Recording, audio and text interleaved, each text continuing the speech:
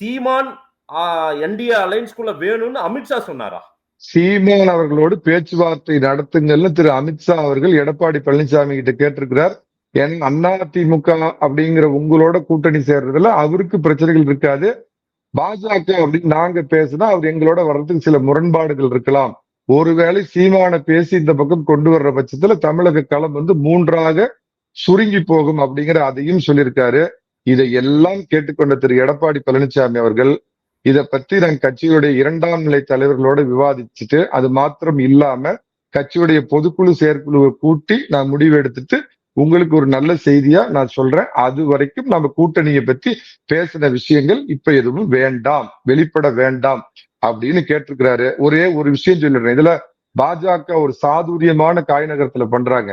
இப்ப பாஜக அதிமுக ஒரு கூட்டணி அமைஞ்சிருச்சுன்னா அந்த பக்கம் உங்க இதுல வர்ற ஒரு அரசியல் விமர்சகர் அடிக்கடி சொல்லுவார், இன்டாக்டா ஒரு கூட்டணி இருக்கு அப்படின்னு திரும்ப திரும்ப சொல்லுவாரு. இன்னைக்கு அண்ணாமலைக்கு சில வசனம் எல்லாம் அவர் தான் எழுதி கொடுக்கிறார். என்னுடைய குருநாதர், அது வேற விஷயம், அதை விட்டுருங்க. எப்ப இந்த பக்கம் என்டிஏ கூட்டணி வலுவாக இருக்கிறப்ப விஜய வந்து இப்ப they are pushing to corner. Vijay வந்து தனித்து நிற்க வேண்டிய ஒரு சூழ்நிலை அவருக்கு ஏற்பட்டிருக்குது. தனித்து நின்றால் ஒரு 8 முதல் 10% ஓட்டு வாங்குவார், யாரும் அதை மறுக்க முடியாது.